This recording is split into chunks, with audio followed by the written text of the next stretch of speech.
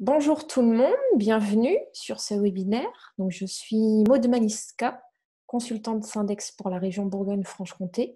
Je suis donc chargée de lancer ce webinaire et je serai présente tout du long pour répondre à vos questions par écrit. Donc, ce webinaire sera animé par nos consultants santé, sécurité, conditions de travail. Donc, pour ceux qui sont bien rodés, le petit acronyme c'est SSCT.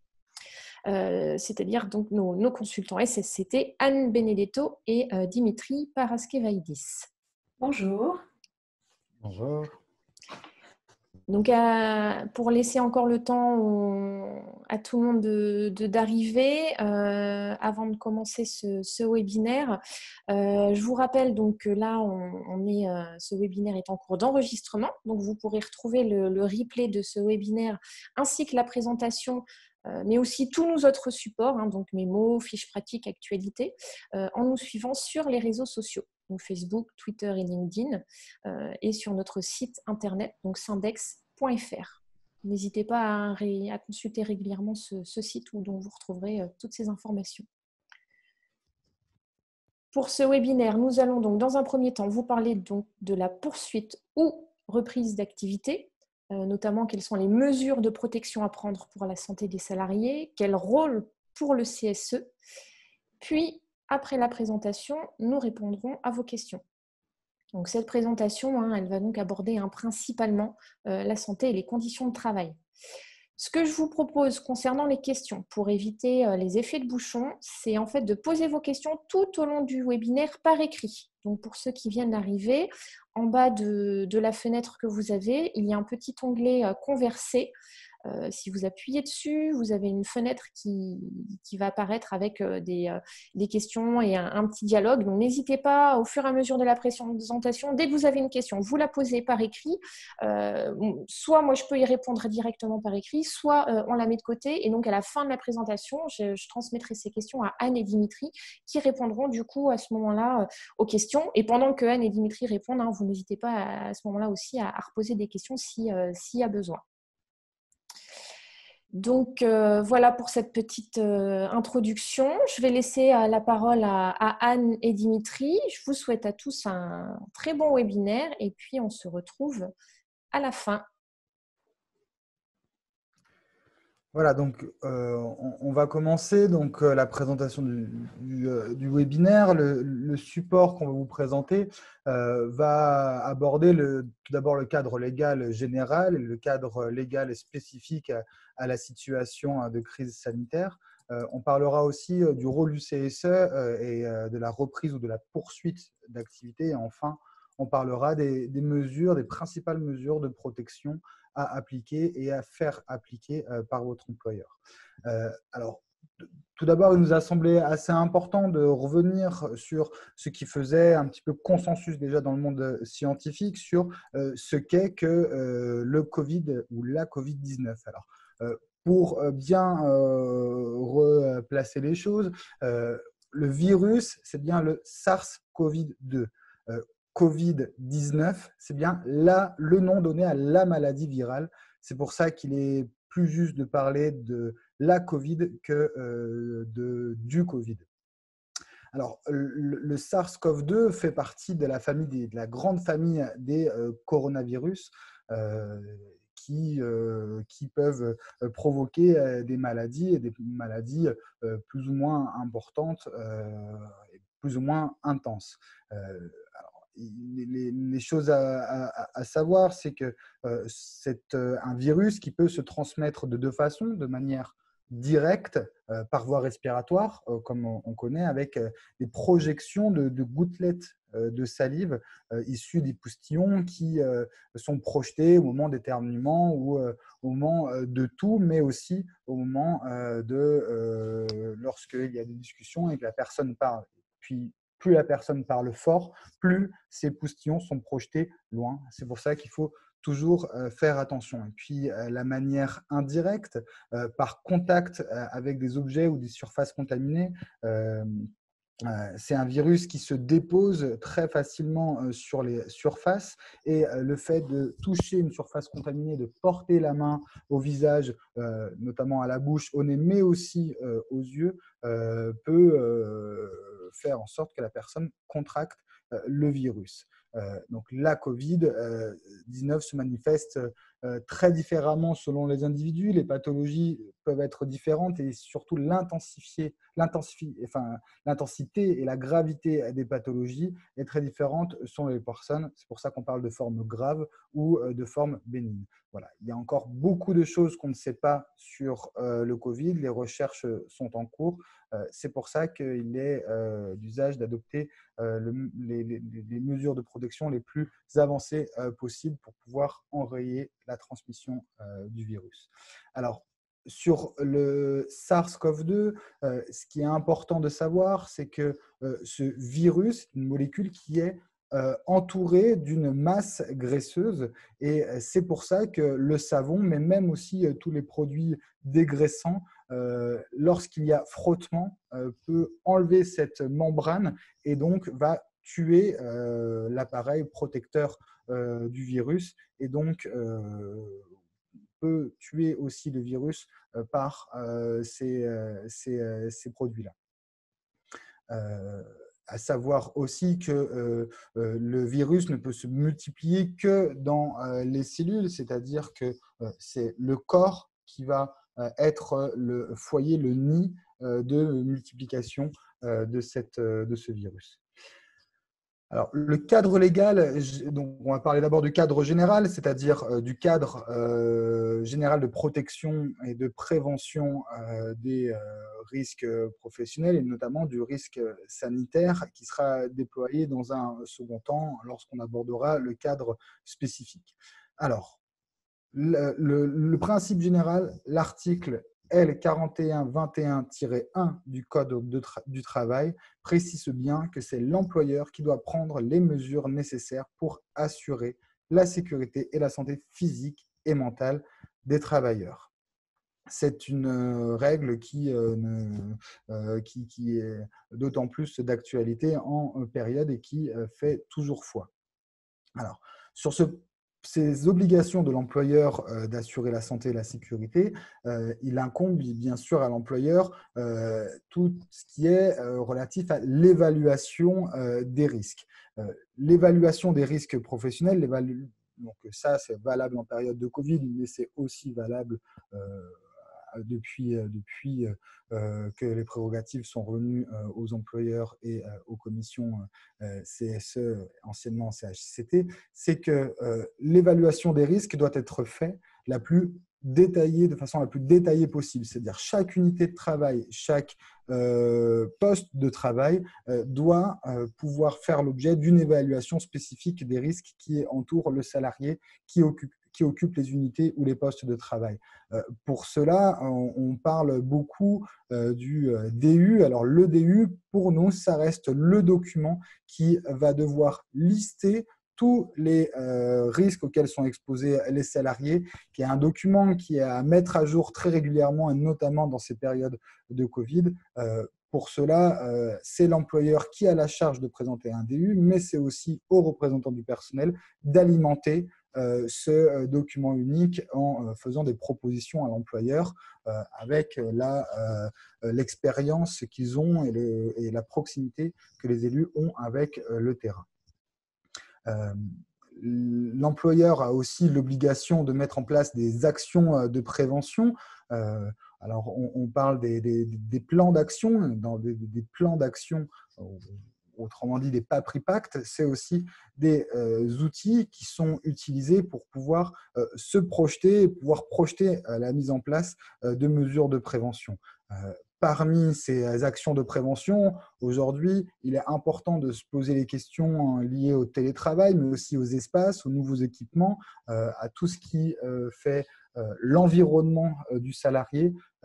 Chaque, encore une fois, poste ou unité de travail doit être repensé en fonction des risques auxquels sont exposés les salariés qui les occupent, mais aussi les actions de prévention qui peuvent être mises en place spécifiquement à chaque salarié.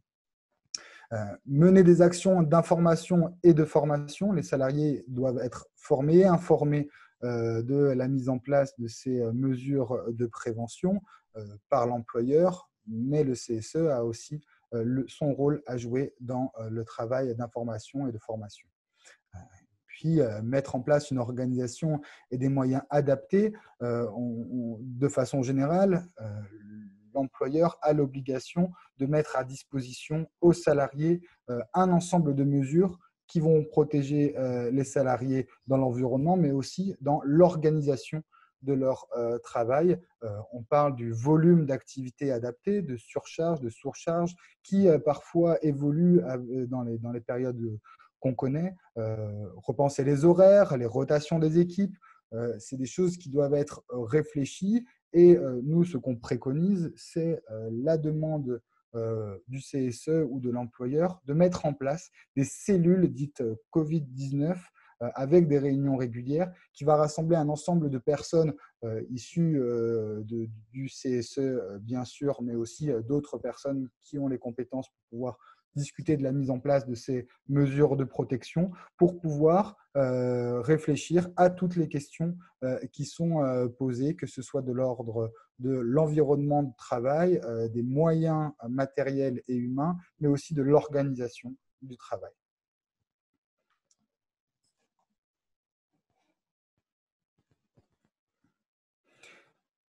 Donc, les principes liés à la situation exceptionnelle, en fait, ils ne changent pas vraiment de d'habitude. Ce qui est important à savoir en période de crise sanitaire, c'est qu'il y a un ensemble de nouveaux risques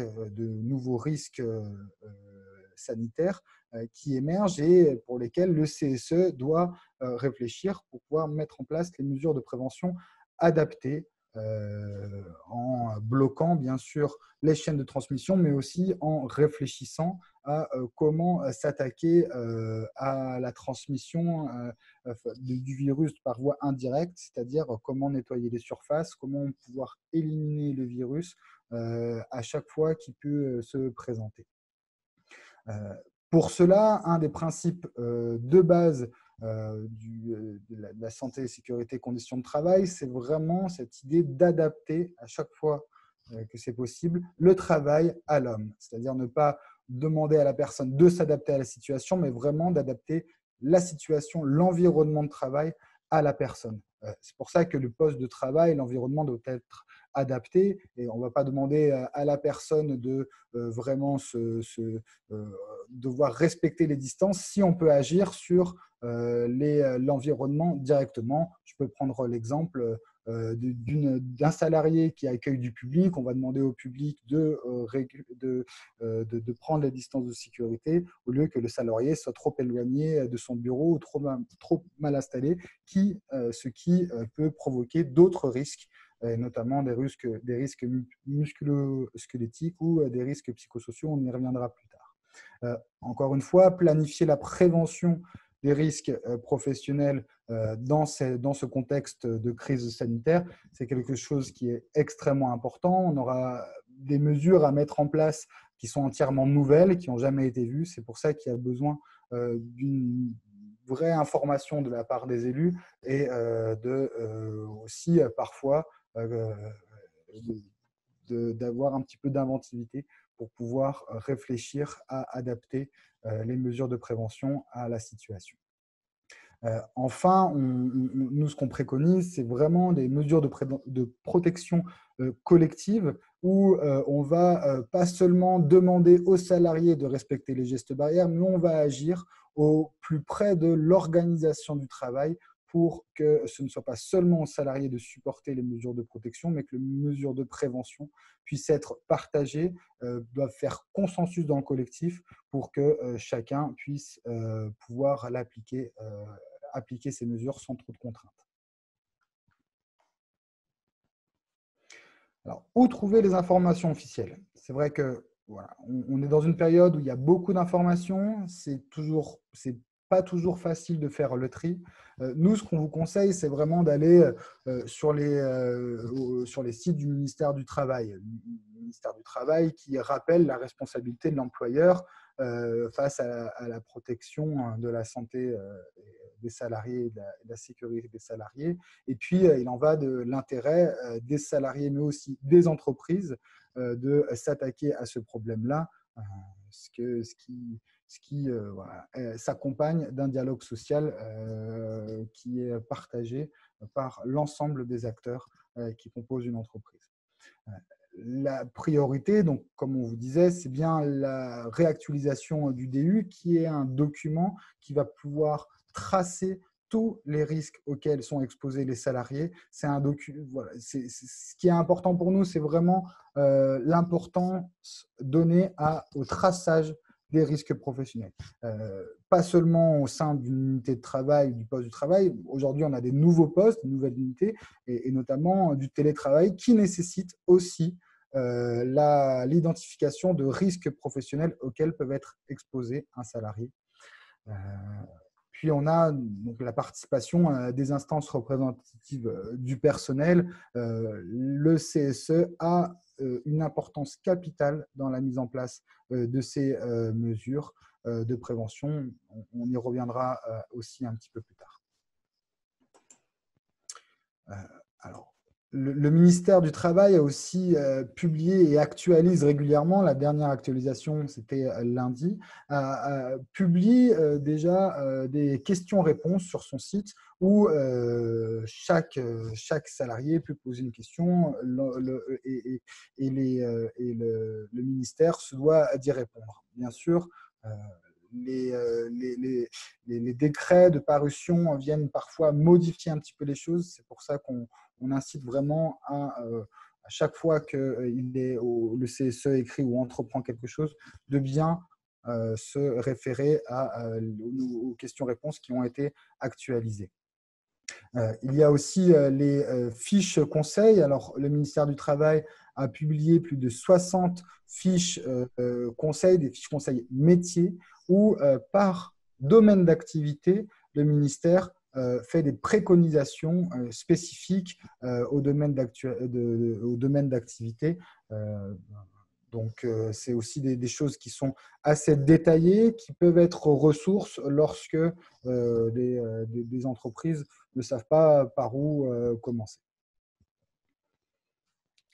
Je me permets de compléter un petit peu, Dimitri. Alors, il y a des fiches conseils, il y a des guides aussi par secteur d'activité qui sont publiés sur le site travail.gouv. Comme vous le voyez, on s'adresse aux salariés, on s'adresse aux employeurs, on édite des fiches avec toutes sortes, effectivement, de conseils, souvent des conseils plutôt techniques. Ce qu'on regrette, nous, tout de même, c'est que dans tous ces documents, la place des représentants du personnel est vraiment insuffisamment traitée. On ne voit quasiment jamais apparaître le point essentiel qui est d'informer et de consulter les représentants du personnel sur toutes les mesures que l'on va mettre en place et de faire régulièrement des allers-retours avec les représentants et les salariés eux-mêmes sur l'adaptation de ces mesures à la réalité de chaque situation de travail et de chaque entreprise. Donc, ce sont des guides, ce sont des fiches conseils, certes, mais il ne faut absolument pas que les employeurs les prennent comme, je dirais, un peu argent comptant et les mettent en place de manière extrêmement descendante sans prendre soin d'interroger le terrain. Et le terrain, c'est vous, puisque vous êtes les représentants de tous les salariés, pour les adapter, les ajuster, les faire varier en permanence, puisqu'on le sait, l'activité, elle est sans cesse en mouvance. Donc, c'est vraiment la critique qu'on fait. On n'est pas les seuls sur ce qu'a publié le gouvernement, en oubliant un petit peu trop cette nécessité du dialogue social.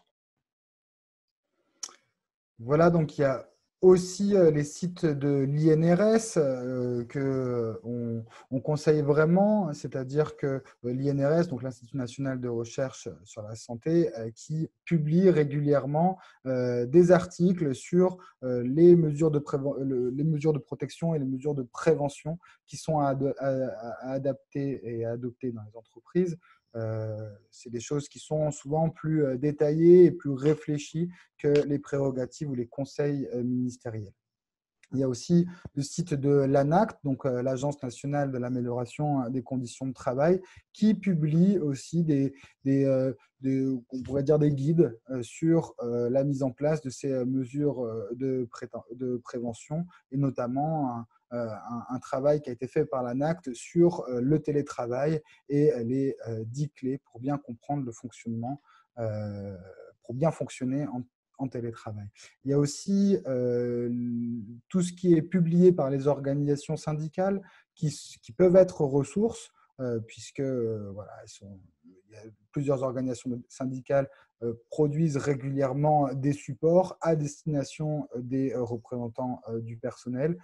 C'est aussi une source qui n'est pas négligeable dans la période actuelle.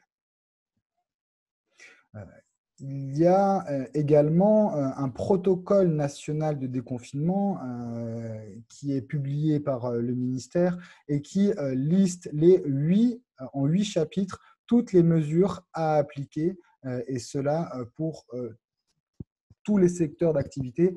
Encore une fois, les secteurs d'activité dont les salariés ne peuvent pas tous être en télétravail. Donc, c'est 8 mesures à appliquer. Bien sûr, c'est des mesures générales. Ça doit être adapté à chaque entreprise selon le domaine d'activité, le métier réalisé, et puis selon tout un tas de critères qui sont spécifiques à l'entreprise. Et c'est pour cela que les salariés et leurs représentants ont leur rôle, ont un rôle à jouer très important. Vous avez à la fin du diaporama, enfin de la slide, le lien hypertexte pour pouvoir accéder à ce protocole. C'est un protocole aussi qui est mis à jour régulièrement, donc n'hésitez pas à aller voir quelles sont les dernières mises à jour. Oui, voilà, c'est ça. C'est-à-dire qu'en fait, comme on est sur un socle extrêmement mouvant à tous les points de vue, hein, on est sur une connaissance scientifique qui finalement évolue jour après jour, hein, on le comprend bien, hein, ce virus, il est nouveau. Donc, la recherche fait avancer quelque part ces recommandations ministérielles, hein. Et puis on est aussi en état d'urgence sanitaire, vous le savez, qui a été prolongé d'ailleurs jusqu'au 10 juillet. Et dans le cadre de l'état d'urgence sanitaire, eh bien, on a une législation qui bouge tout le temps, hein, aussi. Alors, à Syndex, on a tenu une cellule de crise pendant toute la période de confinement. Il y avait la plupart des intervenants qui étaient en télétravail et une petite partie qui était mobilisée sur la cellule de crise. Et c'était terrible parce qu'en fait, il fallait sans arrêt remettre à jour nos outils, nos fiches techniques, etc. Parce que les lois, les décrets fusent voilà, pratiquement tous les jours. Donc, soyez très vigilants, tout évolue. Donc, par exemple, ce protocole de déconfinement, il a déjà été remis à jour 3 fois depuis le 3 mai, vous voyez. Donc, il faut vraiment sans arrêt retourner, ne les téléchargez pas et retourner plutôt en live pour les consulter directement sur les sites. Voilà. Alors maintenant, on va passer au chapitre sur le rôle du CSE ou des CHCT pour la fonction publique. Quel est le rôle? Il faut tout d'abord, bien se dire que l'employeur a une obligation d'informer et de consulter le CSE sur les conditions soit de poursuite de l'activité si l'entreprise n'a pas fermé, soit de reprise d'activité. Cela dans les obligations de l'employeur à informer et consulter le CSE sur toute activité, sur tout projet qui modifie en profondeur les conditions de travail, l'environnement de travail, l'organisation du travail. Ça ne change pas, c'était valable avant, c'est d'autant plus valable aujourd'hui avec la crise. Donc, c'est des plans de reprise d'activité qui sont généralement présentés au CSE où le CSE doit donner son avis sur ce plan de reprise ou de poursuite d'activité. Ce qui change, c'est les délais de consultation. C'est-à-dire que nous avions auparavant des délais maximum de 1 mois depuis le jour où l'employeur précise le projet, remet aux salariés, aux représentants des salariés les informations nécessaires.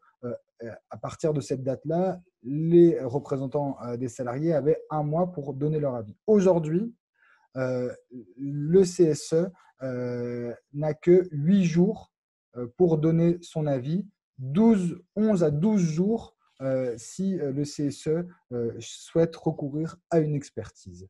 Voilà.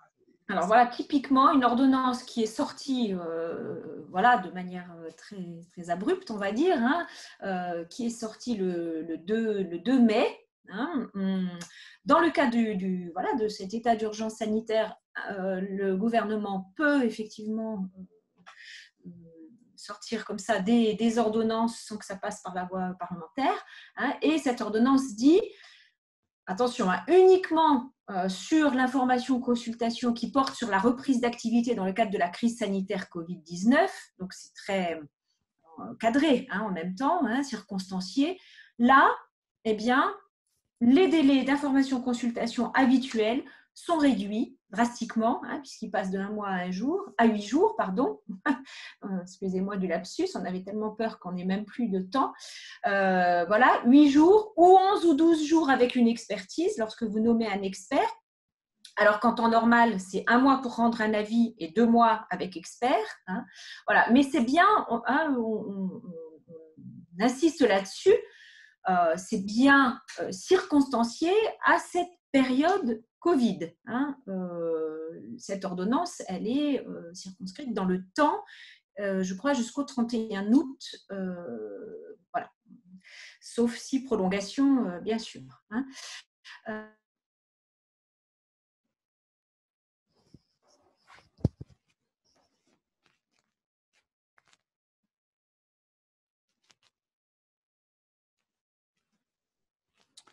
Ah, je crois qu'on a été coupé avec Anne. Prenez le temps, oui. Non, non, c'est bon, c'est bon. J'ai cru qu'on a été coupé. D'accord. Et oui, j'ai une connexion instable et pourtant je suis en partage de connexion. Et finalement, aujourd'hui, on dit l'inverse. Hein, on dit attention, hein, vous n'avez que 8 jours pour rendre votre avis. Ceci dit, vous avez tout de même 8 jours. Hein, et les employeurs qui demanderaient l'avis de l'instance au même moment qu'elle les informe, ce serait une entrave au bon fonctionnement du CSE. C'est bien 8 jours. Alors, sur les modalités d'implication du CSE, Anne vient de le dire, ce qui est très important, c'est vraiment que le dialogue social puisse être adapté à la situation où chacun a vraiment son rôle à jouer dans cette période. Donc, ce qu'on préconise, nous, aux représentants du personnel, c'est vraiment de demander à l'employeur une présentation la plus détaillée possible, métier par métier, poste par poste, des mesures de prévention qu'il souhaite appliquer. Deux outils, hein. C'est encore une fois le DU qui est un outil sur lequel il est important de renseigner de façon la plus détaillée possible les risques. Et il y a aussi le plan de reprise. Nous, ce qu'on préconise, c'est vraiment que les employeurs puissent informer et consulter les salariés le plus en amont possible avec une présentation du PRA, du plan de reprise d'activité, avant la reprise. Malheureusement, je pense que ce n'est pas le cas dans toutes les entreprises.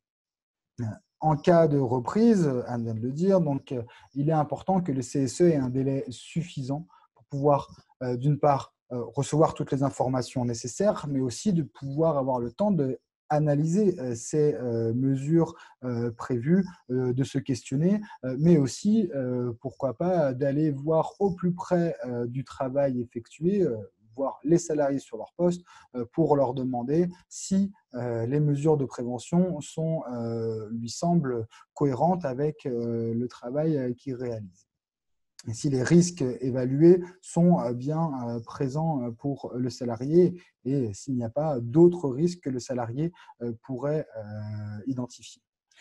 Encore une fois, voilà, le délai dérogatoire est de 8 à 12 jours.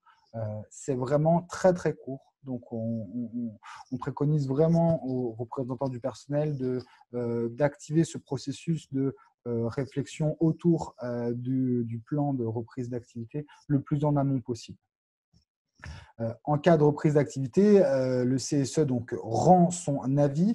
Il faut que l'avis soit circonstancié, c'est-à-dire que l'avis des représentants du personnel doit être le plus détaillé possible, que ce soit un avis favorable, défavorable ou que ce soit un avis qui vienne proposer les mesures de prévention que le CSE a apportées à l'employeur. Encore une fois, plus les mesures sont suffisamment instruites, détaillées et précisées, plus l'avis est renforcé, l'avis des représentants est renforcé. Et enfin, la mise en place d'un dispositif paritaire, comme je vous disais, la cellule Covid-19, ça doit être vraiment une cellule qui doit réunir les représentants du personnel et tous les acteurs de prévention d'une entreprise et qui doit, d'une part, veiller à la mise en place des mesures de protection, mais aussi d'assurer le suivi du respect de ces mesures de protection et puis d'adapter les mesures de protection, si possible, avec le processus classique d'une instance représentative. Alors, que peut faire le CSE lorsque les mesures prises par la direction sont jugées par les représentants insuffisantes? Donc, ce qu'on conseille, nous, c'est vraiment tout d'abord de solliciter une réunion extraordinaire. Les élus estiment que les mesures de protection sont insuffisantes. La première chose à faire, solliciter une réunion extraordinaire du CSE, une réunion qui porte sur les questions SSCT, santé, sécurité, conditions de travail. Et lors de cette réunion, présenter le pourquoi les représentants estiment que les mesures sont insuffisantes. Faut faire le point au plus vite sur les situations à risque et demander la mise en place de mesures de prévention qui soient renforcées, complémentaires ou adaptées en fonction des situations à risque qui ont été identifiées soit par les salariés, soit par leurs représentants. Donc, voilà, de façon générale, ça c'est le cadre législatif général. Les réunions doivent être déclenchées à l'initiative de 2 membres minimum, 2 représentants du personnel au minimum, et puis ne pas oublier d'y convier médecine du travail, inspection du travail et CARSAT lorsque vous déclenchez une réunion. La deuxième action, c'est de saisir l'inspection du travail. C'est important d'informer l'inspection du travail sur ce qui se passe. Pourquoi? Parce que c'est important d'avoir une traçabilité. Parce que quand il y a une trace, il y a beaucoup plus de chances que les personnes prennent les devants des choses et s'occupent du problème. C'est pour ça qu'on incite vraiment le CSE à informer l'inspection du travail par écrit des observations qu'aurait pu faire le CSE sur les négligences en matière de santé et sécurité de la part de l'employeur. La troisième action, lorsque les élus en réunion extraordinaire n'ont pas trouvé consensus avec l'employeur, ou parallèlement, si la situation est vraiment grave, c'est de déclencher un droit d'alerte en cas de danger grave et imminent. C'est-à-dire que si l'activité se poursuit ou a repris alors qu'un membre du CSE a constaté qu'il y avait un salarié en situation de danger, il doit alerter l'employeur, consigner son avis sur un registre, sur le registre spécial qu'on appelle plus communément le poser un DGI, et puis une enquête doit être faite conjointement avec l'employeur sur le risque encouru par le salarié.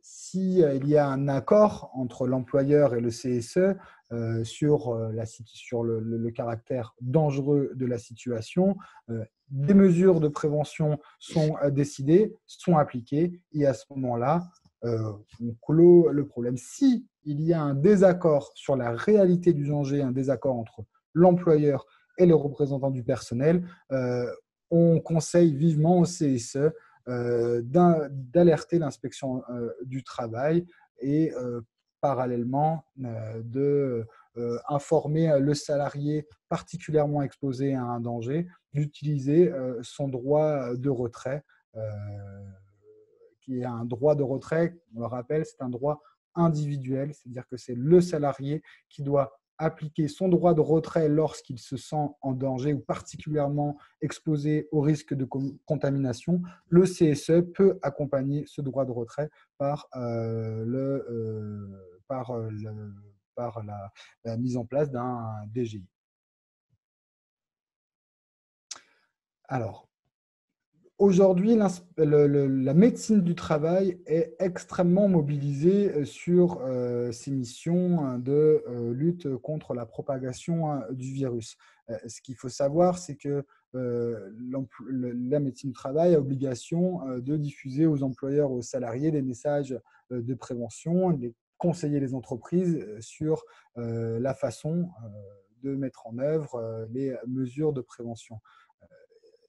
La médecine du travail est très mobilisée sur le sujet. Aujourd'hui, on réfléchit beaucoup à quelles sont les prérogatives des médecins du travail, avec une volonté manifeste d'élargir le pouvoir du médecin du travail.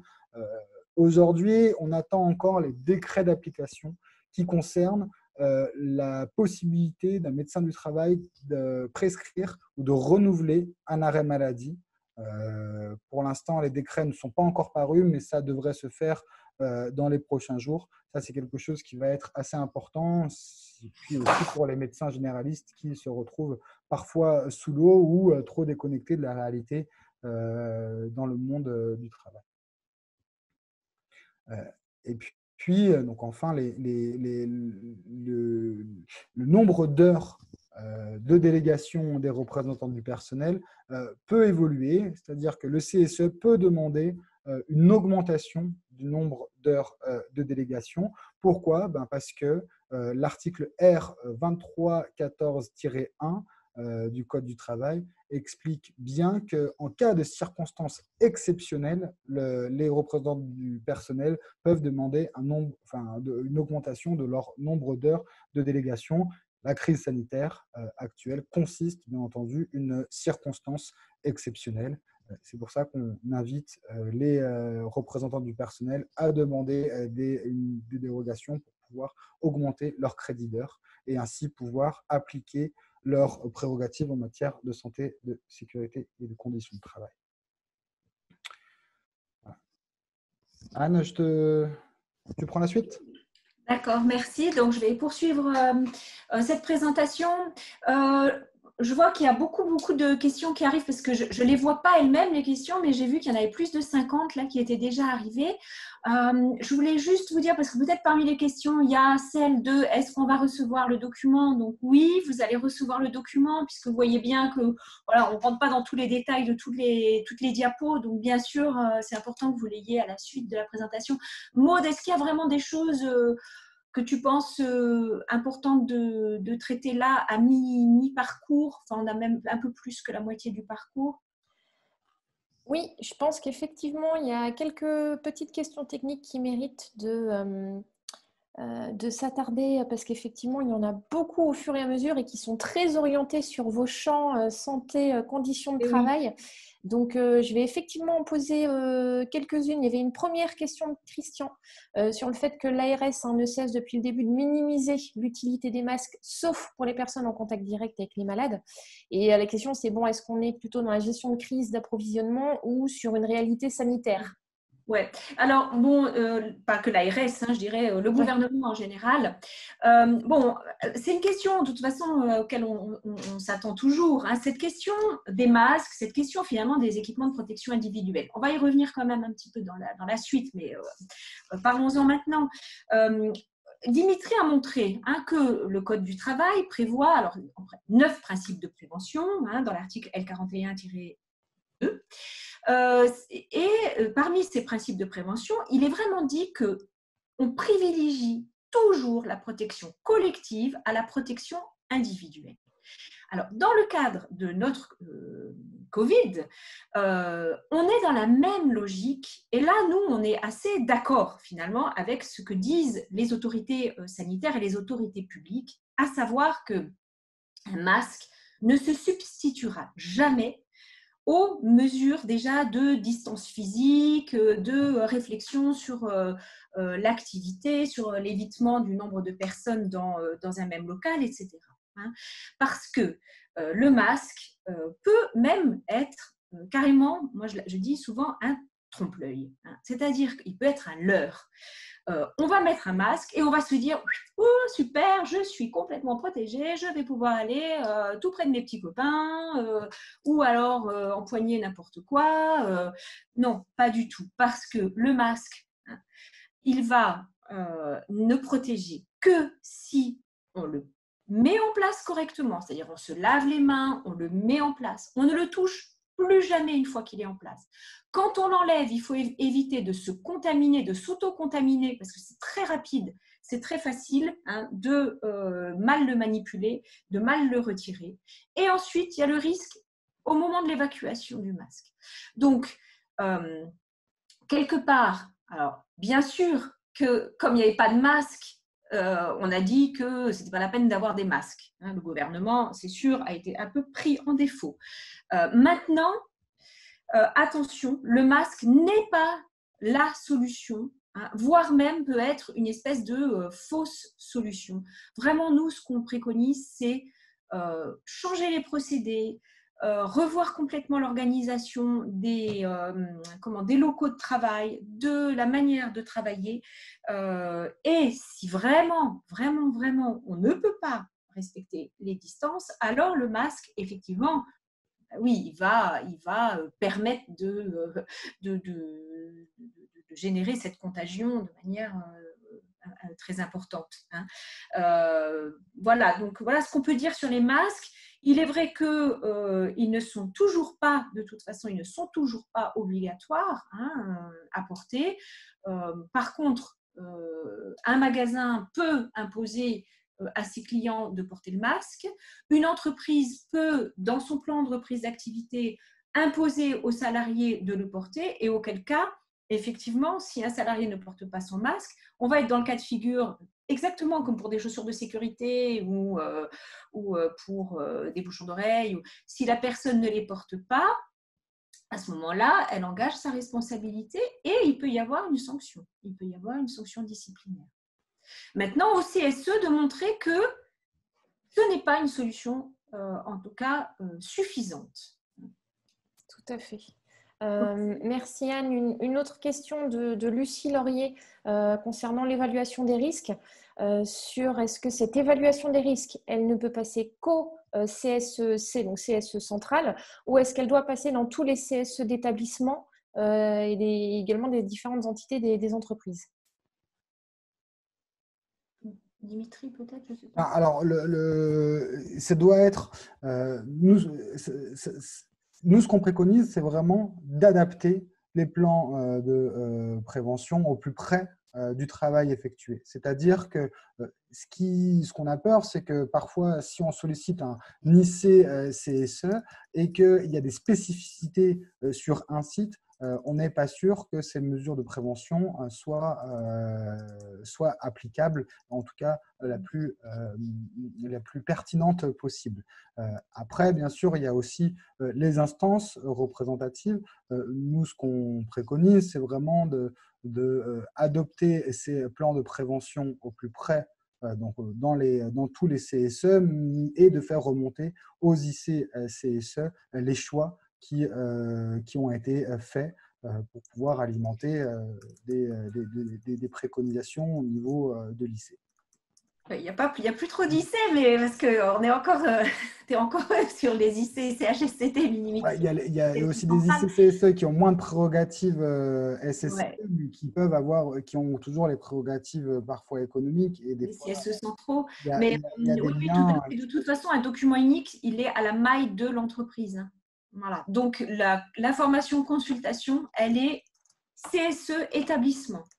Après, le CSE central, comme vient de dire Dimitri, il est informé et consulté globalement sur l'harmonisation, effectivement, des différents plans de reprise d'activité dans les différentes structures. Mais ce sont les CSE d'établissement qui sont informés et consultés dans le cadre de projets importants modifiant les conditions de travail. Ça, c'est de toute façon le cadre réglementaire global, classique.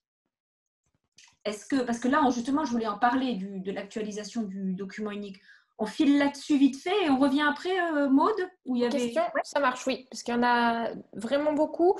Donc, effectivement, alors j'en profite juste pour rappeler, si vous souhaitez que les questions que vous posez par écrit, elles soient partagées, c'est intéressant qu'elles soient partagées avec tout le monde, il faut bien envoyer le message à tous les conférenciers et les participants pour que ce soit partagé par tous. Et effectivement, moi, soit j'en réponds en direct, soit je prends les questions techniques sur les sujets SSCT et je les transmets à Dimitri et Anne.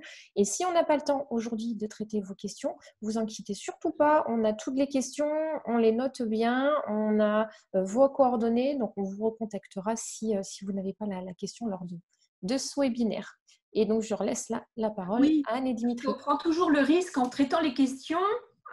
Finalement, je me rends compte que, tu vois, sur le document unique, la réponse, elle est arrivée juste sur la diapo suivante. Donc, on va quand même finir et on verra si on n'a pas répondu justement dans la suite de l'exposé.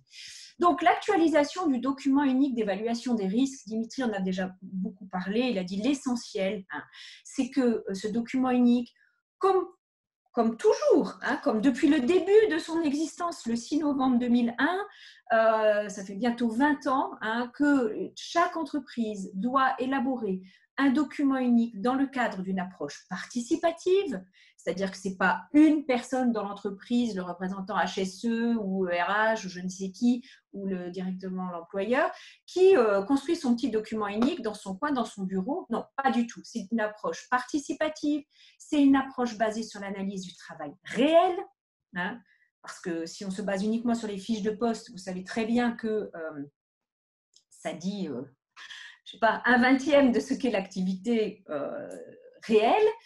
Et puis, une approche globale des risques, à savoir risques physiques, risques environnementaux, risques organisationnels, risques psychosociaux. Bon, ce n'est pas l'objet de ce diaporama, de ce webinaire, de reparler du document unique, mais malgré tout, ce qui, de toute façon, doit être fait pour tous les risques, que ce soit le risque de chute de hauteur, de manutention, risque chimique, eh bien, dans le cadre de notre risque biologique, là aujourd'hui on est dans un risque biologique, ce risque de Covid, eh bien on va suivre la même démarche, c'est-à-dire on part des unités de travail, des postes, on travaille de manière tout à fait concertée avec les représentants du personnel, les salariés eux-mêmes, on va voir ce qui se passe sur le terrain, chaque situation de travail, et on se dit, alors, comment là, on a un risque de contamination directe, on a un risque de contamination peut-être indirecte,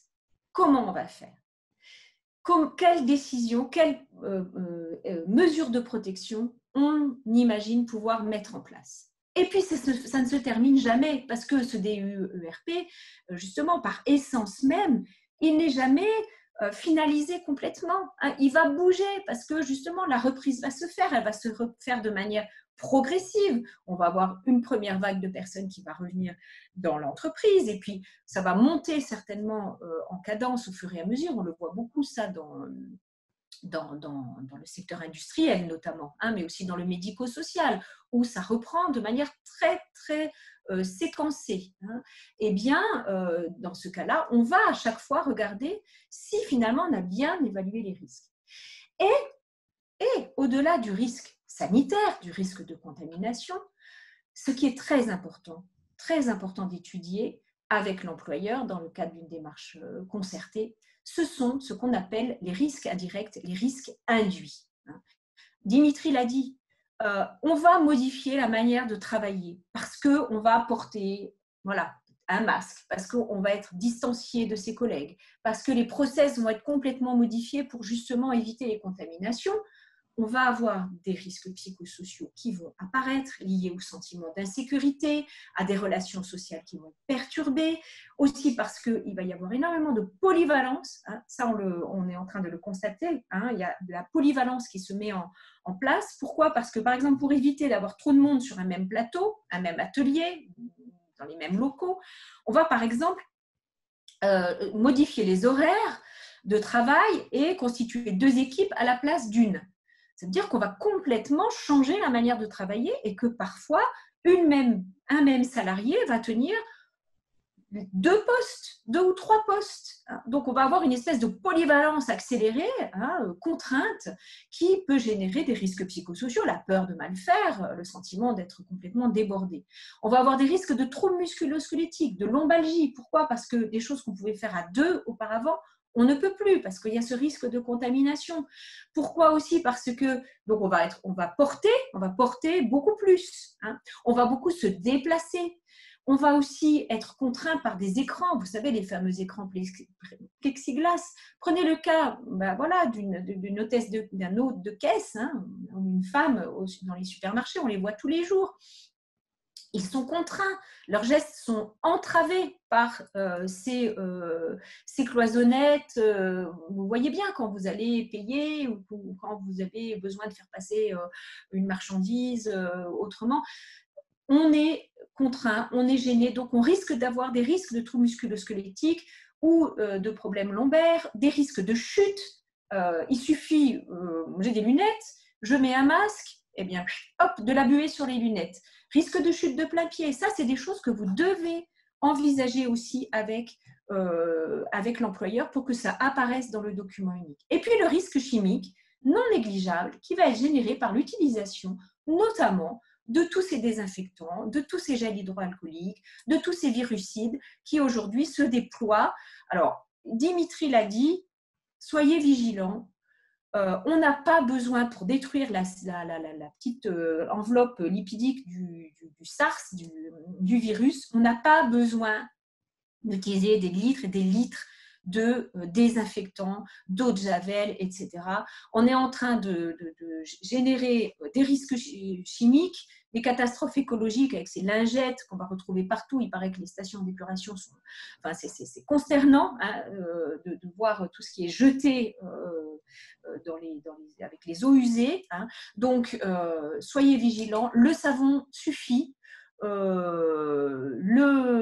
Les dégraissants classiques suffisent, on n'est pas obligé de tout désinfecter pour tuer le SARS. L'actualisation du document unique d'évaluation des risques, elle est indispensable avant de penser les mesures barrières. C'est logique. Comment voulez-vous imaginer un plan de reprise d'activité, un plan de protection si vous n'avez pas correctement d'abord analysé les risques? C'est ce qu'il faut que vous renvoyiez à l'employeur. Tant que vous n'avez pas réactualisé le document unique, on ne pourra pas avoir un plan de prévention cohérent. Et ce plan de prévention, si on n'a pas vu les fameux risques induits par justement les mesures de protection, eh bien, il risque d'être absolument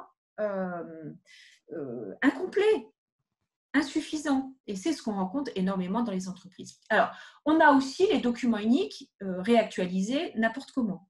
C'est-à-dire que l'employeur, pour faire vite et pour faire bien, on lui a dit que c'était obligatoire. Il fait une page de plus dans son document unique qui va appeler risque sanitaire Covid et il va décliner tous les gestes barrières que vous connaissez, les distanciations, les lavages des mains, les nettoyages des surfaces, etc.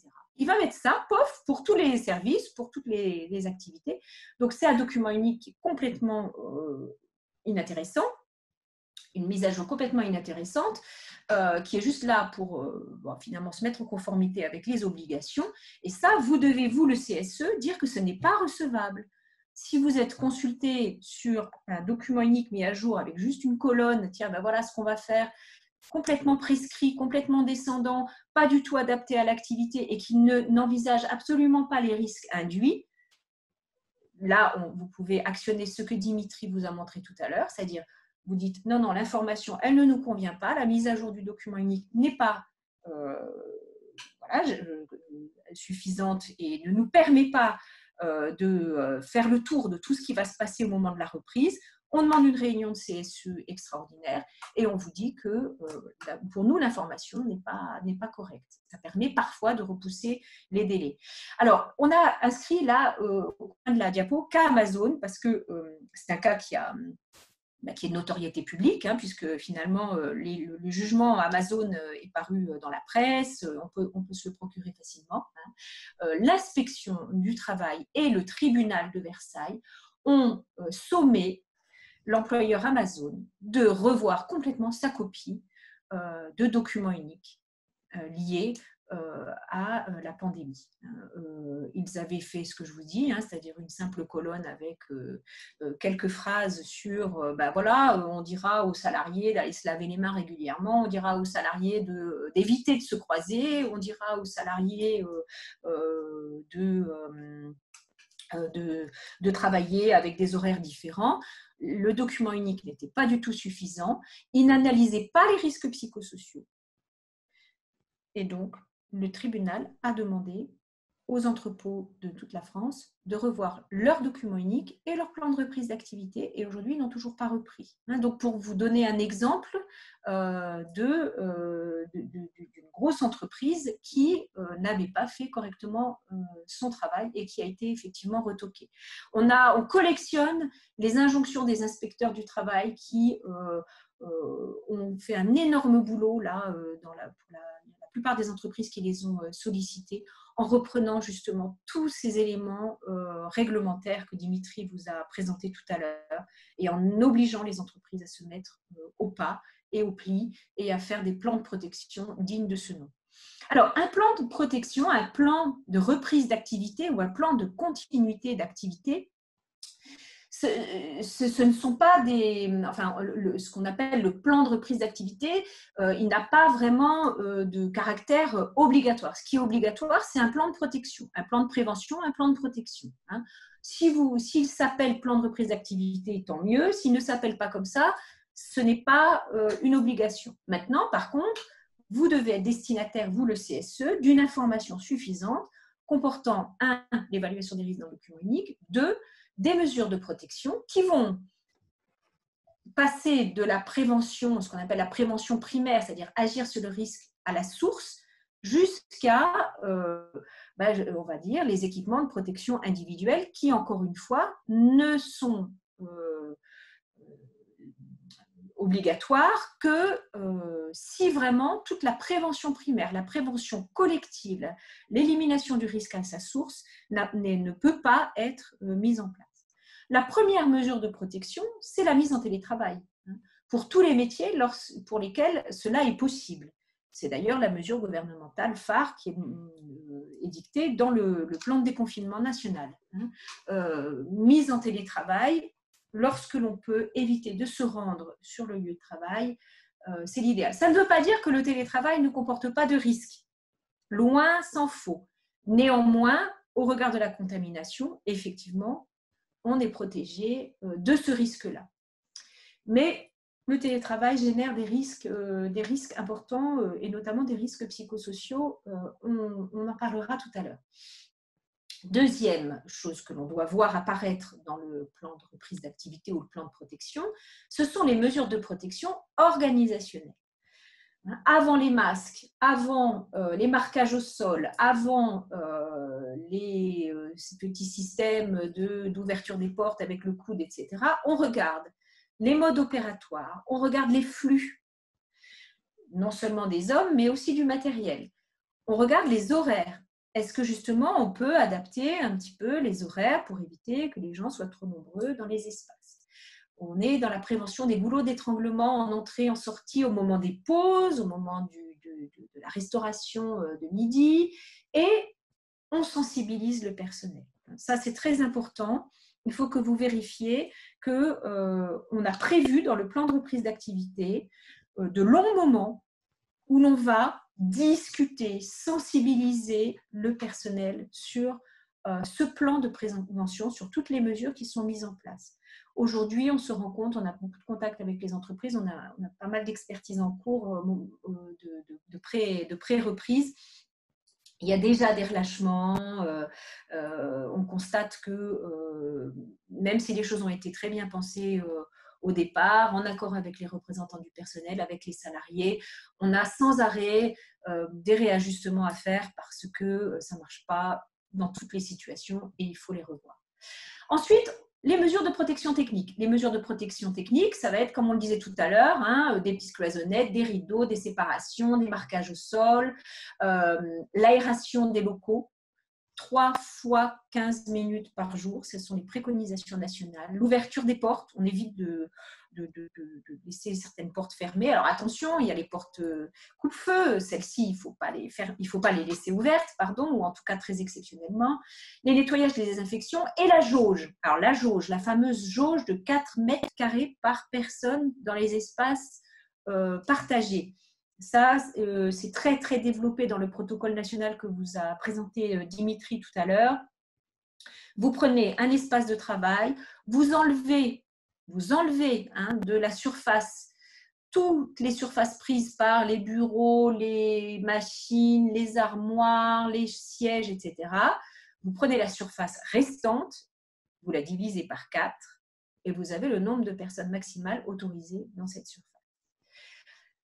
Bien ensuite, vous voyez, on est vraiment au fur et à mesure que l'on pense le plan de protection, il faut que l'employeur aille crescendo. D'abord, je pense aux mesures organisationnelles, après, je pense aux mesures techniques, ensuite seulement, je pense aux équipements de protection individuelle, les masques, les lunettes, les visières. Les visières, c'est un équipement de protection individuelle très intéressant, qui souvent, de par, déjà, il évite, comme je vous le disais, d'avoir ces problèmes de buée liés au port concomitant de masques et de lunettes.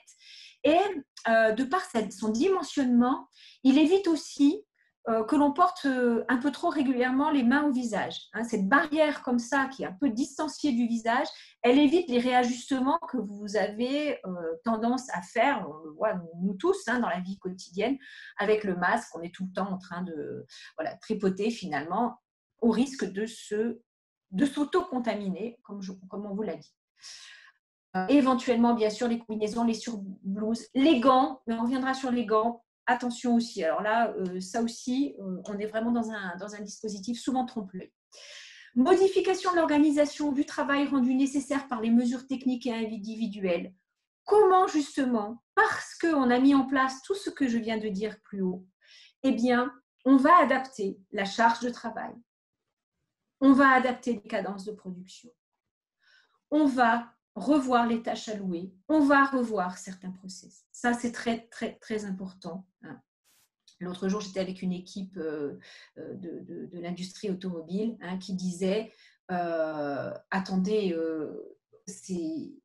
on ne peut pas nous demander les mêmes cadences. On passe un temps fou à réfléchir à comment éviter d'être en coactivité. On est tout le temps obligé de se retirer d'un poste parce que la maintenance arrive, parce que le bureau d'études arrive. Donc, on perd un temps fou et ce temps-là, il faut absolument qu'il soit pris en compte dans les objectifs de production. Et puis, quand le travail ne peut pas être réalisé en sécurité, eh bien, on en arrive à maintenir l'activité partielle. L'activité partielle, c'est l'autre mot pour dire chômage partiel. Donc, vous voyez, voilà comment on a une sorte de logique qui doit conduire la rédaction du plan de prévention, du plan de protection. Et l'important, c'est de ne pas partir bille en tête sur les EPI, par exemple, en oubliant les mesures de protection organisationnelle. Et là, on risque vraiment d'être plus dans la non-protection que dans la protection efficace. Lorsque les mesures de protection sont présentées par la direction, elles vous sont proposé dans le cadre de cette information-consultation. On vous a dit que vous aviez 8 jours, peut-être plus si vous négociez un accord, tant mieux, mais en tout cas, le cadre réglementaire dit 8 jours. Prenez le temps de les analyser, de les discuter entre vous, de les discuter avec les salariés concernés, d'aller sur le terrain, de voir ce que cela représente au réel pour les salariés et demander des précisions. Demander des précisions sur les modalités de mise en œuvre sur chacun des postes de travail, sur la formation qui va être dispensée à l'application de ces mesures, de regarder comment les espaces de travail, comment les postes de travail vont être revus pour respecter cette distance minimale. Comment les équipements de protection ne vont pas générer de risques nouveaux. Voilà, donc vraiment discuter. Cas des sites Renault, hein, là encore, ce sont des cas qui ont été portés par les médias hein, dans de nombreux sites Renault. Alors malheureusement, ce matin, ils ont appris qu'ils auraient peut-être un plan de licenciement collectif, hein, mais en tous les cas, pour certains, l'activité n'a pas pu reprendre parce que les plans de protection n'étaient pas du tout adaptés à la réalité du travail. Ne pas oublier les mesures organisationnelles, surtout. Hein, voilà, regardez cette polyvalence, regardez la vitesse d'exécution du travail. Elle est nécessairement ralentie en cette période très compliquée. Donc, demandez à ce que tout ça soit bien revu. J'ai eu une assistante maternelle il y a peu de temps aussi, en visio, qui était effondrée hein, et qui a craqué en direct, en visio, en disant « Attendez, mais là, ce qu'on me demande de faire dans le cadre de mon travail, ça va être pour moi pratiquement une double journée. Parce que quand les enfants vont partir, il va falloir que je nettoie à fond toute ma maison. Ça va être horrible parce que je vais être obligée de porter un masque toute la journée. Je ne vais pas pouvoir empoigner les petits, je ne vais pas pouvoir me rapprocher d'eux. » Et elle en pleurait hein, parce que finalement, elle se rendait compte que son travail était impossible à réaliser. Et en pleurant, elle disait « Mais moi, je n'ai pas choisi ce métier pour ça. » Et voilà, on va se trouver avec des situations de souffrance très importantes de gens qui ne vont pas pouvoir faire leur travail comme il faut. Et là, vous avez un rôle extrêmement important à jouer. Alors, ce rôle extrêmement important à jouer, eh bien, comment le mener dans le cadre d'une commission Covid, alors qui n'est pas obligatoire, hein, mais qu'il faut que vous essayiez de négocier avec votre employeur. Soit, eh bien, c'est le CSE quand vous êtes une entreprise petite taille, hein, qui fait partie de la commission Covid, soit c'est une petite partie du CSE, soit ça peut être la commission SSCT, hein, mais demandez à ce que cette commission paritaire de suivi se mette en place, qu'elle réalise des inspections périodiques, qu'elle organise la remontée d'informations de la part des salariés qui vont se trouver confrontés à des situations problèmes pour pouvoir les traiter le plus rapidement possible. Alors, ce que l'on préconise, nous, c'est que cette commission Covid se dote les salariés de fiches situation problème, des sortes de fiches d'événements indésirables, hein, qui sont distribuées dans les entreprises, qui sont réceptionnées par la cellule Covid, la cellule paritaire à laquelle participent les élus du personnel, le médecin du travail, bien sûr l'employeur et tous les gens qui sont de près ou de loin concernés par le plan de protection. Et ces fiches vont permettre, voyez, de faire une description fine des situations problèmes qui vont se rencontrer dans les situations de travail et d'y apporter des réponses immédiates. Je travaille avec une équipe, là en ce moment, on les aide justement à mettre en place tout cela. Ils ont intégré une photo dans la fiche, hein, elle est sous format Excel, ils l'ont refaite sur format Excel et on y intègre une photo de manière à ce que la commission Covid puisse, même à distance… Ah, on entend des petites interférences, puisse à distance étudier cette fiche d'événements indésirables. On vous a mis, et vous le regarderez au calme, on vous a mis justement les délais d'information, consultation du CSE, bien sûr, qui est produit par le ministère du Travail dans le cadre de la situation de crise sanitaire, avec ces fameux jours. Et lorsque vous sollicitez une expertise, c'est-à-dire un expert comme par exemple Syndex, qui peut vous aider justement à étudier le plan de reprise d'activité, à étudier la mise à jour du document unique qui vous est proposé par l'employeur, alors les délais sont repoussés à 10 jours, voire à 11 jours lorsqu'il y a un CSE central. Je vois l'heure qui tourne. Privilégier le télétravail, on l'a dit tout à l'heure, effectivement, hein, vous savez que on est passé à un télétravail qui est mobilisable sans même qu'il y ait d'accord d'entreprise aujourd'hui, hein, un télétravail un petit peu mis en place en urgence. Alors, le fait que ce télétravail soit mis en urgence sans qu'il y ait nécessairement un accord dans l'entreprise pose énormément de problèmes. À cela s'ajoute évidemment un télétravail avec voilà, la présence des enfants qui ne sont pas scolarisés.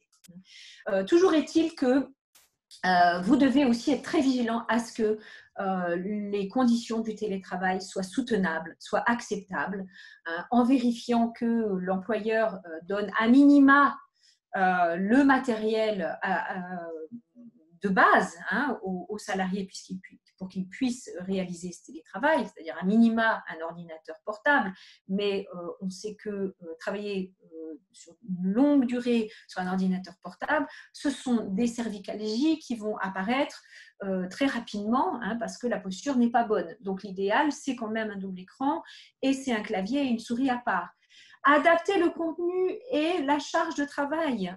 On ne peut pas exiger la même chose en télétravail que lorsqu'on est dans un bureau, justement, qui est correctement adapté. On a sans arrêt, vous le vivez autant que nous, des bugs informatiques, des problèmes de connexion. On doit justement se familiariser avec toutes ces nouvelles modalités de travail et on ne peut pas avoir les exigences des exigences qui seraient vraiment extrêmes par rapport aux capacités des personnes. Et là, on générerait bien sûr des risques psychosociaux. Attention au management intrusif. Le management doit être justement hyper bienveillant dans ces moments-là et à vous de vérifier les modalités de ce management en période de télétravail. Et aussi être très vigilant au sentiment d'iniquité que peuvent ressentir les personnes qui, elles, ne peuvent pas être en télétravail parce que leur présence sur site, elle est indispensable et attirer l'attention de la direction sur des incompréhensions qui pourraient très vite cristalliser et générer là aussi des tensions dans les collectifs de travail, des tensions interpersonnelles qui vont après peut-être exploser dans plusieurs mois, sur un sentiment vraiment d'injustice, d'incompréhension entre des cadres qui seraient en télétravail et finalement des employés ou des ouvriers qui seraient sur le site. À un moment donné, il y a peut-être nécessité de faire venir les gens qui sont en télétravail très ponctuellement, mais dans l'entreprise pour que les contacts puissent continuer à être pris. Au niveau des distances physiques, je pense qu'on en a beaucoup parlé.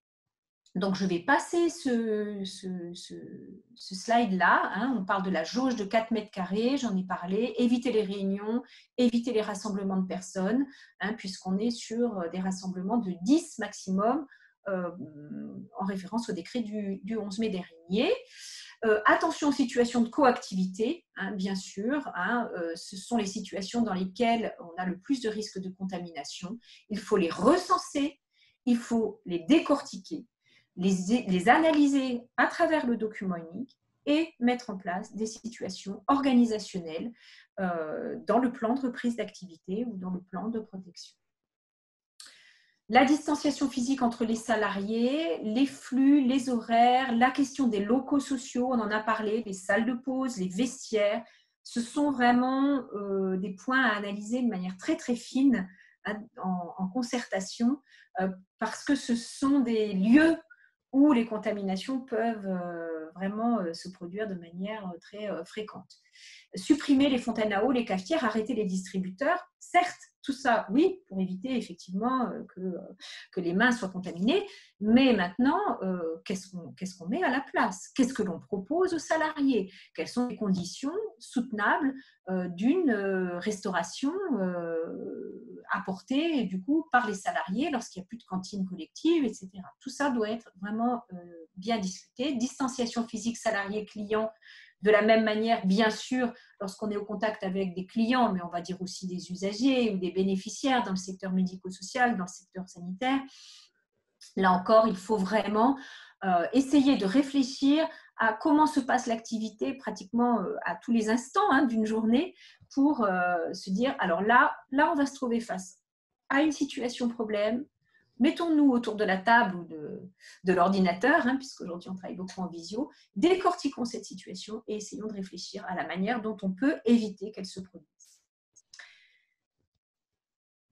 Informer, sensibiliser, soyez vigilants aussi vous, il ne suffit pas de placarder des affiches voilà, dans les salles de pause, dans les ateliers, dans les espaces de travail. C'est vraiment des séances de sensibilisation qu'il faut prévoir non seulement au moment de la reprise, mais qu'il va falloir prévoir de manière récurrente. J'ai envie de dire, là, jusque septembre-octobre, il faut prévoir des séances de sensibilisation très régulières parce que on va se relâcher, tout le monde va se relâcher. Alors, j'en profite quand même pour dire que on a eu vent de certaines entreprises qui font signer à leurs salariés des sortes de décharges qui diraient que si finalement il y a une contamination qui se produit dans l'entreprise, comme l'employeur a tout prévu comme il faut, ce serait du coup de la responsabilité seule et unique du salarié. Alors, c'est absolument pas recevable, ce genre de choses. Là, vous alertez immédiatement votre inspecteur du travail. On n'a pas du tout à pratiquer ce genre de méthode dans les entreprises. Et celui qui est responsable de la santé et de la sécurité, comme l'a dit Dimitri, c'est bien l'employeur et c'est bien à lui de veiller à ce que les mesures de sécurité soient mises en place. Maintenant, si un salarié volontairement, mais vraiment volontairement, ne porte pas ses équipements ou voilà, va manifester un geste ou un rapprochement qui peut générer un risque de contamination, alors il encourt une sanction disciplinaire. Mais en tout cas, il n'y a pas de décharge a priori de l'employeur vis-à-vis des salariés. Sur les masques, on l'a dit tout à l'heure, voilà justement la diapo illustrative. Porter un masque ne sert à rien si justement les conditions d'utilisation ne sont pas respectées. Et dans les conditions d'utilisation, on a la mise en place, on a le retrait et on a l'évacuation du masque pour éviter la propagation de la contamination. Puisque Dimitri vous a dit, le virus, il reste actif très longtemps sur les surfaces. Il ne se multiplie pas sur les surfaces, mais il reste si on ne les frotte pas et si on ne les nettoie pas. Il faut bien frotter parce qu'on détruit bien cette pellicule graisseuse avec une action mécanique. Donc attention, les mains contaminées qui réajustent le masque, eh bien, hop, on se contamine, on s'auto-contamine. Pour les gants, c'est la même chose. C'est un leurre de dire aux salariés, vous allez mettre des gants et ainsi vous serez protégé. Si vous mettez les gants au visage plusieurs fois dans la journée, eh bien, vous vous contaminez. Et il est préférable de rester mains nues et de les nettoyer très, très, très régulièrement, plutôt que de se dire j'ai des gants, donc je suis tranquille, donc je suis protégée, et de faire n'importe quoi avec, si vous me passez l'expression. Vous me permettez l'expression. L'intervention d'entreprises extérieures, ce sont des moments aussi à vraiment prévoir, concevoir dans le plan de reprise d'activité, car ce sont des moments où, effectivement, on risque d'avoir de la coactivité. Et on va terminer sur les relevés de température. Le protocole national de déconfinement est très clair. Le relevé de température ne sert pas à grand-chose. Il est vraiment déconseillé de procéder à ces relevés de température pour la simple raison que vous pouvez très bien ne pas avoir de température et être porteur du virus, ou avoir de la température et avoir complètement autre chose que le virus.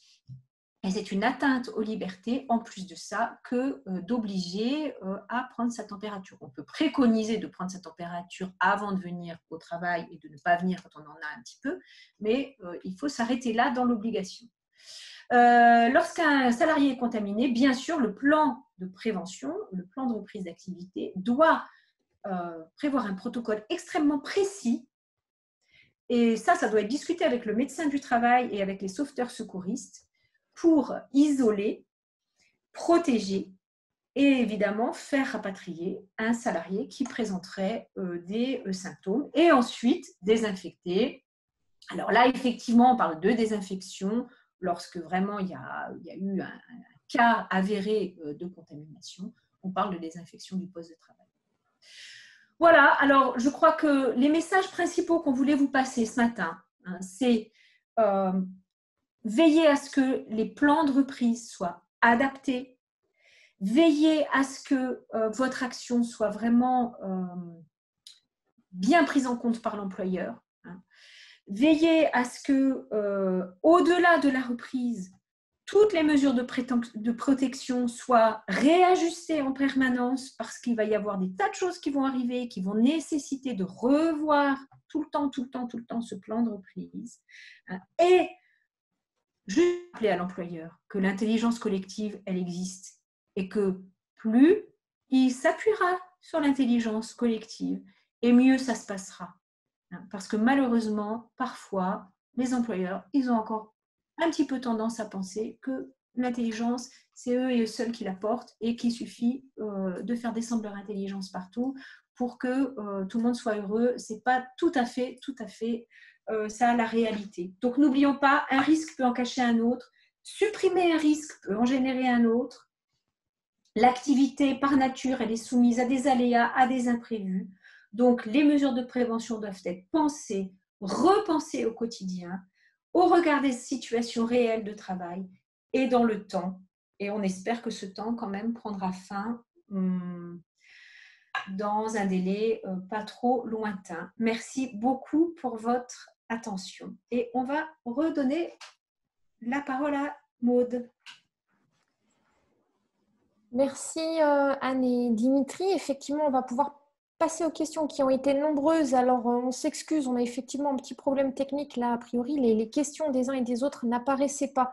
Donc, je les ai retransmises du coup dans la conversation là, à la fin, mais on va les reprendre là ensemble par oral suite aux premières questions qui avaient été posées. On avait également une question de Véronique Lambé sur les références légales des modalités du ERP. On pourra peut-être apposer dans le document qui sera ensuite mis à disposition de tout le monde les articles du Code du travail notamment qui font mention du ERP. Oui, 41-21 et puis ensuite il y a une circulaire de 2002 qui est très importante et qui précise justement la démarche participative, l'analyse globale et de se baser sur l'activité réelle de travail. On a également une question de Myriam Vincent sur notamment les TMS, donc troubles musculo-squelettiques dus au télétravail. Par exemple, s'il y a un bureau qui n'est pas adapté, et elle précise que donc, dans leur entreprise, le télétravail, ça concerne 80% des salariés. Comme chez nous. C'est ça. Oui, effectivement, il faut être extrêmement vigilant. Alors, on est en train de travailler sur des supports, on est en train de préparer des formations, notamment des formations digitales sur le télétravail. Donc, tenez-vous informés, on va pouvoir vous dispenser cela. La CFDT a beaucoup travaillé aussi sur les questions de télétravail. Là, il y a des gens du RI-CFDT, des autres organisations syndicales aussi ont élaboré des questionnaires et ont attiré l'attention sur les risques de troubles musculo-squelettiques, de risques psychosociaux liés au télétravail. Si je peux rajouter quelque chose sur le télétravail, l'employeur a quand même une obligation de fournir les moyens nécessaires aux salariés pour pouvoir travailler dans des conditions acceptables. Donc, le télétravail aujourd'hui pose beaucoup de risques, Anne l'a dit, de TMS, de risques psychosociaux. Ce qu'il faut, c'est bien prendre en compte ces risques-là pour pouvoir les traiter dans les instances.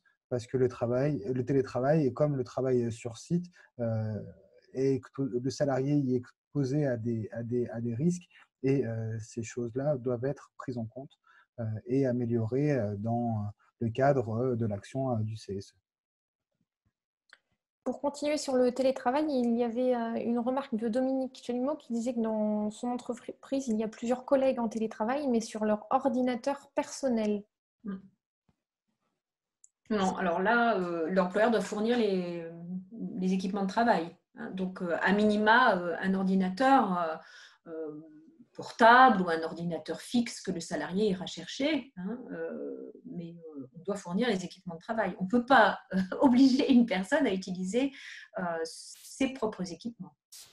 C'est hyper compliqué cette histoire de télétravail contraint là, parce que d'habitude, effectivement, hein, on passe par un accord télétravail. D'ailleurs, on a énormément de sollicitations d'équipes là qui nous disent, justement, au vu de ce qui se passe, nous, on voudrait maintenant accélérer la mise en place d'un accord télétravail dans notre entreprise et on veut bien le penser. Hein. Donc là encore, prenez attache avec vos organisations syndicales et éventuellement avec nous, avec votre service de santé au travail pour justement travailler sur un accord qui couvre tout ça. Parce que finalement, seul un accord va permettre de définir clairement quels sont les équipements que l'employeur va devoir donner aux salariés.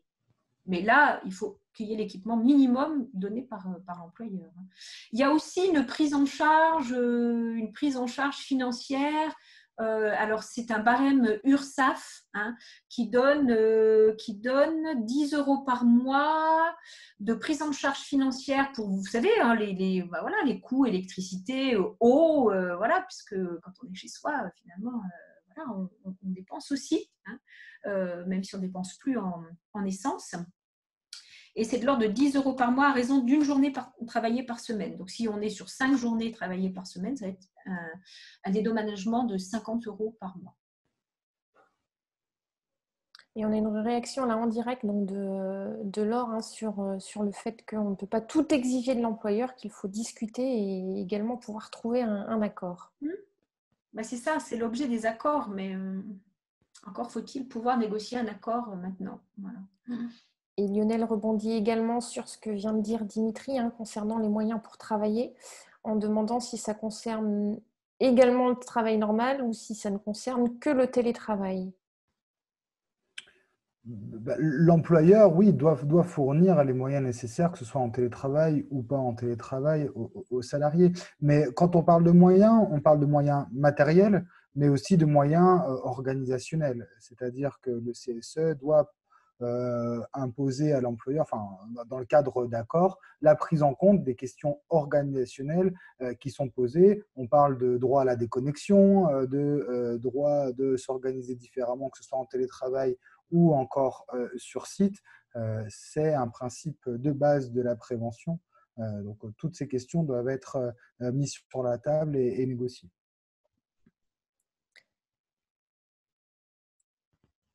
Je regarde un peu les questions, il y en a beaucoup auxquelles on a finalement répondu par la suite. Hein. Oui, là je voulais revenir sur celle de Lucie Laurier sur le fait donc qu'elle est sur des sites qui sont occupés à 50% par les salariés et apparemment leur direction leur demande en tant qu'IRP de prévenir pour aller sur chaque site visiter les salariés. Oui, si c'est dans le protocole de reprise, c'est compliqué hein, parce qu'à la fois, ils ont le droit, les IRP ont le droit, sans prévenir, d'aller observer tous les postes de travail. Maintenant, là, s'il y a des consignes qui sont mises au protocole de prévenance pour justement éviter les risques de contamination, on est un peu dans un conflit là. Hein. Bon.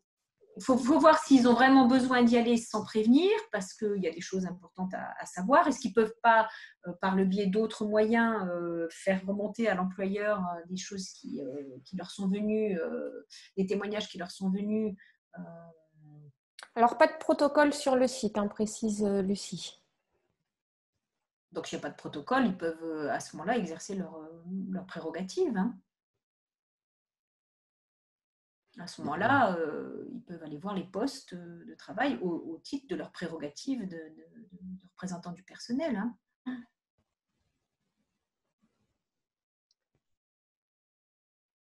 Il y avait également lors de la présentation sur les fiches de poste qui ont été abordées, la question de savoir si elles étaient obligatoires. Pardon, excuse-moi. Lors de la présentation, hein, vous abordez les fiches de poste et il y avait une question concernant le fait qu'elles soient obligatoires ou non, ces fiches de poste. Non, je ne crois pas qu'on ait parlé de fiches de poste. Non, mais la question, c'est voilà, comment bien cerner le travail des salariés. Et c'est vrai que les fiches de poste, alors, je crois, mais à vérifier que c'est une obligation de l'employeur d'établir des fiches de poste si elles sont en plus faites en concertation avec les salariés, c'est encore mieux. Maintenant, je ne crois pas, à ma connaissance, qu'il y ait eu de sanctions prises envers les employeurs quand quand il n'a pas été établi de fiches de poste pour les salariés. Sur l'obligation d'élaborer des fiches de poste, en tout cas, c'est vivement conseillé pour pouvoir bien comprendre auquel risque peut être exposé un salarié. Moi, ce n'est pas quelque chose dont j'ai spécialement eu vent les fiches de poste. Hein, c'est vraiment le plan de reprise qui doit effectivement penser poste par poste, mais après, il n'y a pas de déclinaison à afficher au poste. Non, ça, ce n'est pas quelque chose d'obligatoire. On a également une question de Béatrice Daguet qui rapporte que son employeur estime que la visière plus le masque chirurgical, ça équivaut à une protection en deux masques FFP2, sachant qu'on est dans le cadre là d'accompagnement avec des enfants handicapés avec qui donc la distanciation sociale n'est pas possible. Là, il faut qu'elle se réfère au protocole national de déconfinement où il y a un grand tableau justement comparatif des équipements de protection individuelle. Mais effectivement, visière et masque, voilà, c'est plutôt intéressant hein, dans le sens où, encore une fois, le port de visière évite de spontanément mettre les mains au visage.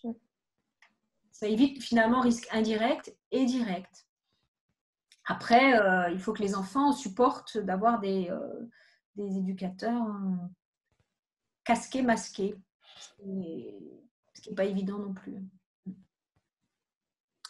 Et Béatrice demandait également sur les demandes d'avis du CSE sur les reprises d'activité, quel était l'effet en cas d'avis défavorable du CSE? Ah, voilà. Ben, en cas d'avis défavorable, malheureusement, ça n'empêche pas la reprise.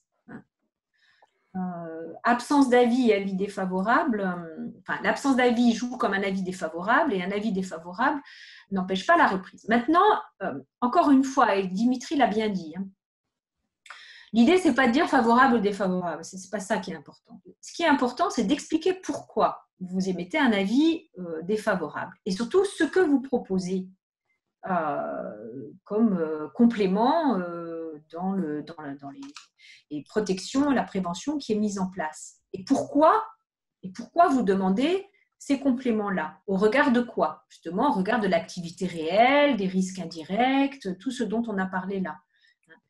Vous allez rédiger un avis. J'ai aidé des équipes là récemment à rédiger des avis, mais ils font 3-4 pages ces avis. Vous allez rédiger un avis qui pointe toutes les failles de ce que propose la direction si on est sur un avis défavorable. Et vous allez terminer, ou commencer, peu importe, mais en disant qu'il engage sa responsabilité civile et pénale, l'employeur. Hein, si, effectivement, il s'en tient à ce qu'il a prévu au départ et qu'il ne tient pas compte de vos, je dirais, préconisations à vous. Hein. Vous envoyez bien sûr copie de l'avis à l'inspection du travail, de toute façon, il est destinataire.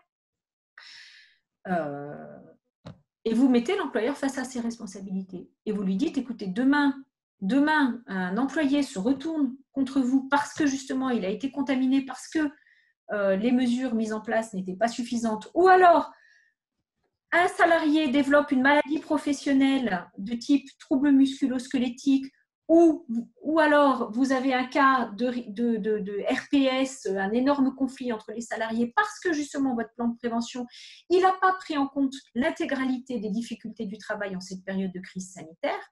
vous engagez votre responsabilité civile et pénale. En tout cas, nous, c'est écrit, c'est consigné et ça fera foi. Et là, vous avez un bon levier quand même. Et en principe, plus si l'inspection du travail et le médecin du travail en rajoutent une louche en faisant une alerte et en disant le plan de prévention n'est pas suffisant, n'est pas correct, n'est pas adapté, n'est pas ajusté, alors il y a toutes les chances que l'employeur revoie quand même à minima sa copie.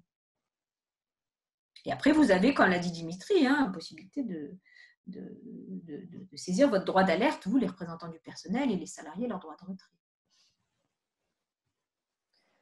Et là, on ne pourra pas vous le refuser si vous avez bien mis dans votre avis que de gros risques subsistaient. En fait, c'est ça qu'il faut que vous pointiez. C'est tous les risques qui ne sont pas traités dans le plan de reprise de l'employeur.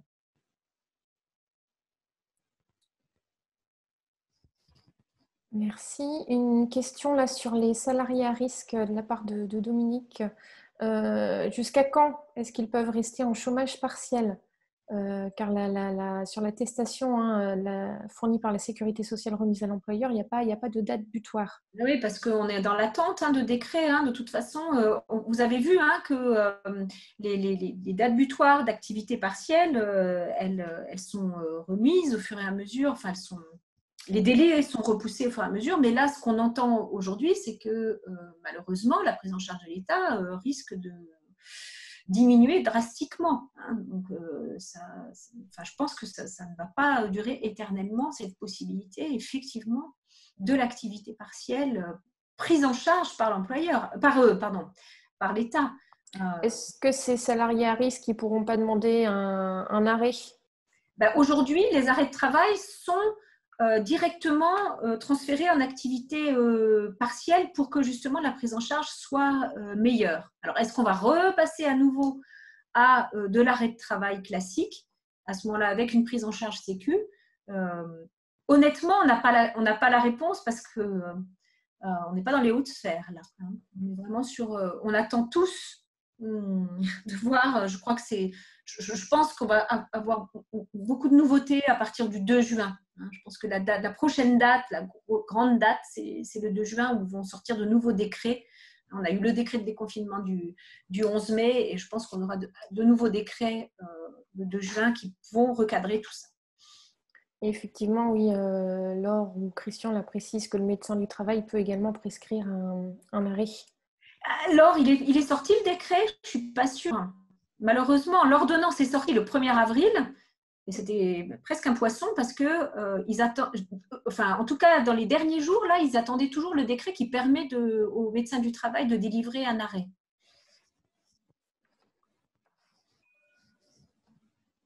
On a encore 2 petites questions. On n'a pas de réponse là sur le décret, mais nous, de toute façon, ces informations-là, elles seront actualisées, que ce soit sur les sites de vos organisations syndicales ou le site syndex.fr. Une petite question là d'Angélique Bornet sur est-ce qu'il existe des questionnaires disponibles pour la QVT en télétravail en période de Covid? Oui, il en existe. Il en existe, vous pouvez en trouver en contactant l'ANACT. Nous, on vous aide aussi à réaliser ce type de questionnaire et je pense que les organisations syndicales ont aussi possibilité de doter leurs adhérents de ce type de questionnaire. Et nous, on vous invite vraiment à finalement profiter un petit peu de cette période pour questionner les salariés là, qui sont en télétravail de manière à pouvoir d'ores et déjà commencer à penser à un futur accord télétravail ou à des avenants accord télétravail si vous aviez déjà un accord et qui vous semble finalement aujourd'hui devoir être un petit peu revu à l'aune de ce qui s'est passé. C'est le moment ou jamais. Tout à fait. Merci Anne. Et enfin, on avait là le cas de Lionel, qui explique qu'ils avaient décidé avec l'ensemble des élus du CSE de faire une visite sur un des sites. Ça avait été discuté lors d'une réunion de CSE et la direction a été favorable. Et désormais, leur direction leur demande le nom de 2 personnes pour faire la visite. Donc, ils demandent est-ce que l'entreprise peut imposer un nombre de personnes limité pour faire la visite, sachant qu'à la base, ils devaient faire une réunion de CSE sur ce site qui n'a pas pu se tenir parce qu'ils n'ont pas de salle pour pouvoir accueillir dans de bonnes conditions tout le monde. Comme je connais un petit peu la situation qu'évoque Lionel, hein, et que justement il n'y a pas de protocole du tout limitant a priori les accès au site, bon, vous pouvez mener vos inspections qui sont dans vos attributions, dans vos prérogatives de représentants du personnel. Hein. Il n'y a pas de limite du nombre de représentants. Maintenant, bien sûr, c'est à négocier et à voir quels sont les arguments de la direction pour limiter ça et savoir si elles sont valables ou pas. Mais, dans votre accord CSE, il est dit que seule la CSSCT peut faire les inspections. On ne connaît pas votre accord CSE. Mais sinon, en tout cas, on ne peut pas vous limiter là, on ne peut pas porter entrave à l'exercice de vos prérogatives de représentant du personnel. Maintenant, il faut vous protéger, vous aussi, en faisant la visite, c'est sûr.